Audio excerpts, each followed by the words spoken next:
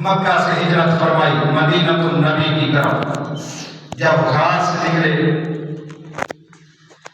تو سیدنا صدیق اکبر آپ کو مشہور راستوں سے نہ لے کے گئے، بلکہ ان راستوں سے لے کے گئے کہ جن راستوں پہ کفار تاک میں نہیں ہوں گے۔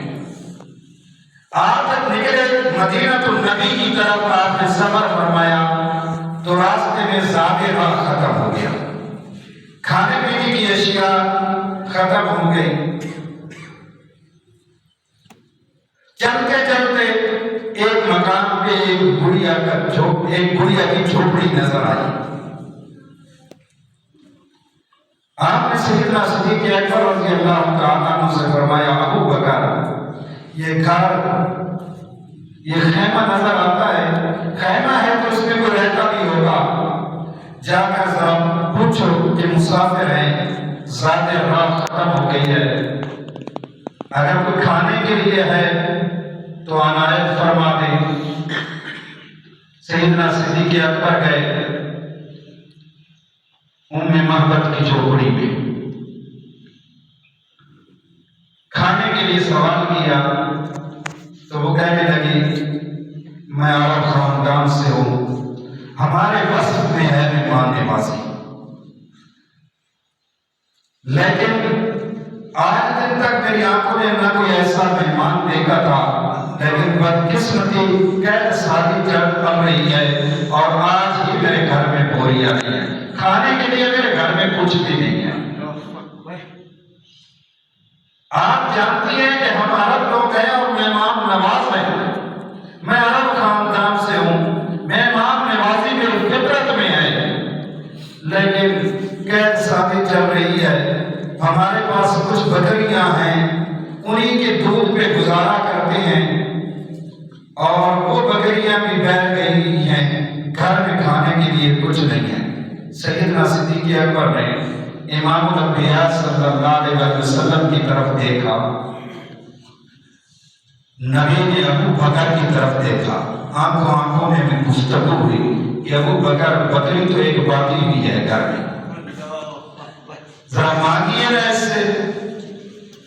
بڑھیا سے بکری مانگیے۔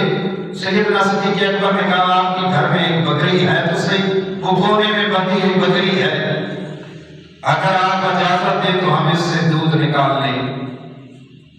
وہ کہنے لگے آپ بڑے حسین مہمان ہیں، آج دن تک میری آنکھوں نے ایسا کوئی مہمان نہیں دیکھا، لیکن یہ بکری لاغر ہے۔ میرے استاد محترم یہ فرمایا کرتے تھے وہ بکری لاغر نہیں تھی، تاریخ کا ایسا تو نہیں ہے یہ بات، لیکن ان کی بات میرے لیے تاریخ سے کہیں آگے ہے۔ وہ فرمایا کرتے تھے وہ بکری لاغر میں تھی، وہ اس انتظار میں تھی کہ محبوب پاک کبھی اس راستے سے گزریں گے، میری آنکھیں ترس رہی ہیں کہ میں ان کا دیدار کروں۔ وہ فرمایا کرتے تھے وہ چلے میں بیٹھ گئی تھی، اس نے کھانا پینا چھوڑ دیا تھا کہ میں اس وقت تک کچھ نہیں کھاؤں گی جس وقت تک آقا کا دیدار نہیں کر لوں گی، لیکن تاریخ نگار نے لکھا کہ وہ لاغر تھی، کمزور تھی، احادیث کے اندر اس کی کمزوری کا ذکر کیا گیا کہ وہ لاغر تھی، دودھ نہیں دیتی تھی اور اتنی لاغر تھی کہ وہ باقی بکریوں کے ساتھ سفر بھی نہیں کر سکتی تھی، یعنی گھاس کھانے کے لیے بھی نہیں جا سکتی تھی۔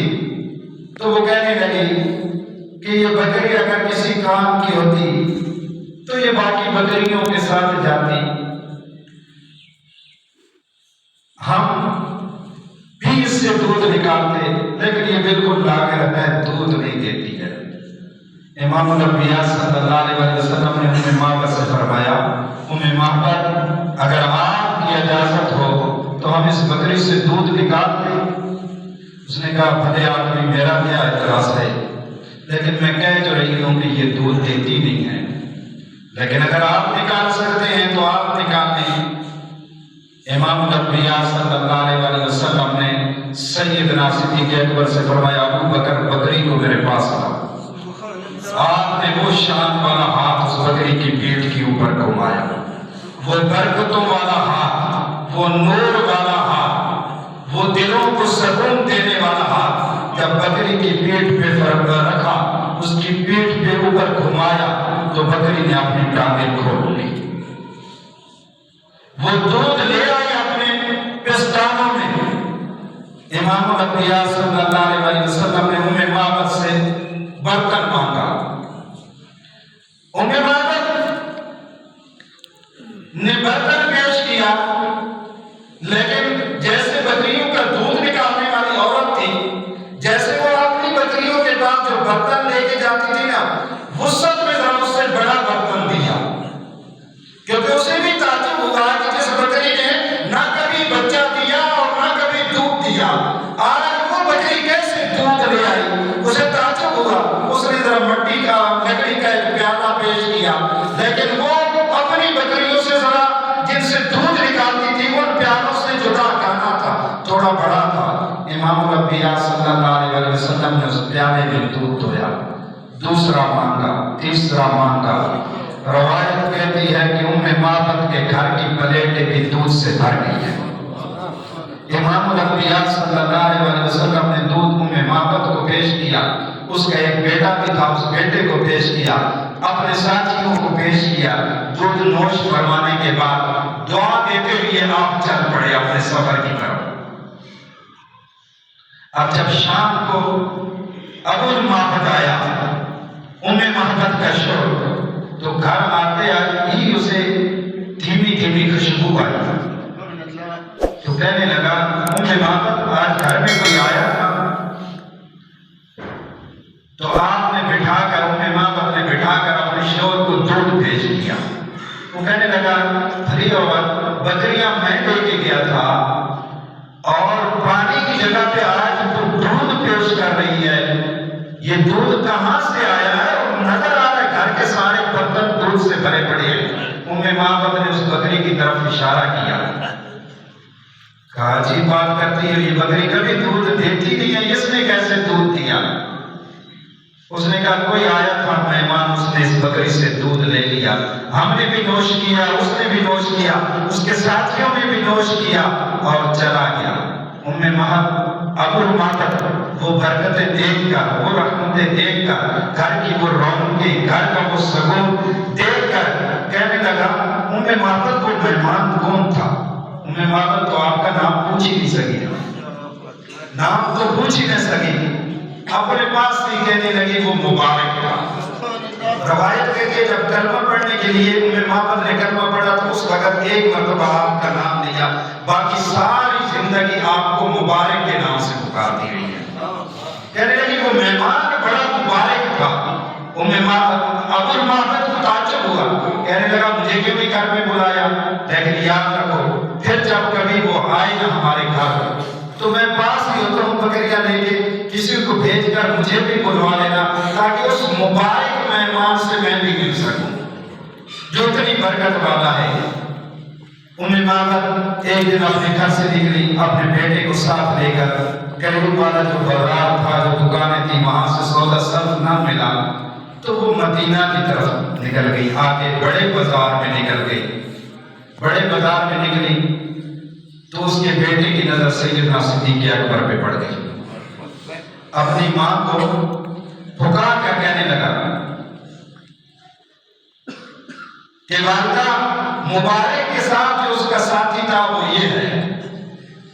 ام معبد سیدنا صدیق اکبر کی طرف پلٹی اور ان سے پتہ پوچھا، تو جب کہا کہ ہم نے مبارک سے ملنا، تو آپ کو ایک مرتبہ تو وہ نہیں ذہن میں آیا کہ کس مبارک سے؟ آپ نے کہا کس مبارک سے ملنا ہے؟ میں کسی مبارک کو نہیں جانتا ہوں۔ تو ام معبد کہنے لگی واللہ میری آنکھیں دھوکہ نہیں کھا سکتی ہیں، کچھ دن پہلے آپ میرے گھر آئے تھے میری کٹیا میں، تو اس مبارک کے ساتھ آپ ہی تھے اور آپ نے ہی میری بکری سے دودھ نکالا تھا۔ آپ سمجھ گئے، کہا آؤ میں تمہیں لے چلتا ہوں اس مبارک کے دروازے پہ۔ سیدنا صدیق اکبر امام الانبیاء صلی اللہ علیہ وسلم مسجد نبوی میں تشریف فرما تھے، سین میں ام معبد کو دیکھا اور اس کے بیٹے کو دیکھا تو آپ مسکرائے۔ ام معبد کو تعجب ہوا، کہنے لگی آپ وہی مبارک ہے جو مسلمانوں کے نبی ہیں؟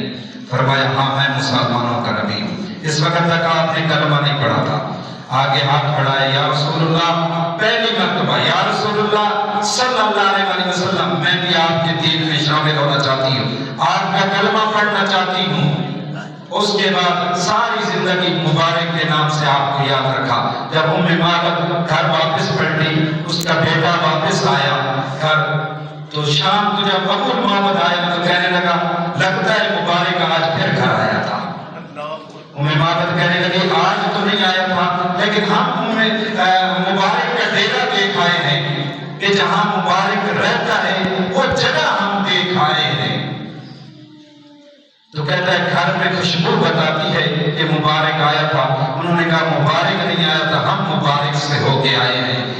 جو میرے رسول کے ساتھ لگ جاتے تھے خوشبوئیں ان سے بھی آنا شروع ہو جاتی تھی. لیکن میں آپ کے ہاتھ کی قدرت اور طاقت بیان فرما رہا تھا کہ معبد کی وہ بکری، آپ دیہاتی لوگ ہیں، بکری کی عمر کو اچھے طریقے سے جانتے ہیں کہ بکری 7 سے 8 سال زندہ رہتی ہے، اس کے بعد اگر ذبح نہ کر دی جائے تو وہ مر جاتی ہے. لیکن یہ بکری معبد کی بکری 22 سال زندہ رہی ہے. 22 سال زندہ رہی ہے اور دودھ کب تک دیا؟ جس کی پیٹ پہ میرے رسول کا ہاتھ آیا. کچھ روایات کہتی ہیں کہ حضرت عثمان غنی کے دور تک، اور کچھ روایات یہ کہتی ہیں کہ حضرت عمر رضی اللہ تعالیٰ عنہ کے دور خلافت میں جب قضا پڑ گئی تھی، ہر طرف خشک سالی تھی، کہیں سے پانی کا ایک قطرہ نہیں ملتا تھا، جانوروں کے تھنوں سے دودھ خشک ہو گیا تھا، پینے کے لیے پانی کا ایک قطرہ نہیں تھا، کھانے کے لیے گھاس کا ایک پتا نہیں تھا. جہاں پینے کے لیے پانی کا ایک گھونٹ نہیں ملتا تھا، حضرت عمر کے دور میں جس بکری کے پیٹ پہ میرے رسول نے ہاتھ رکھا تھا، معبد کے گھر سے لوگوں کو دودھ مل جاتا تھا. 22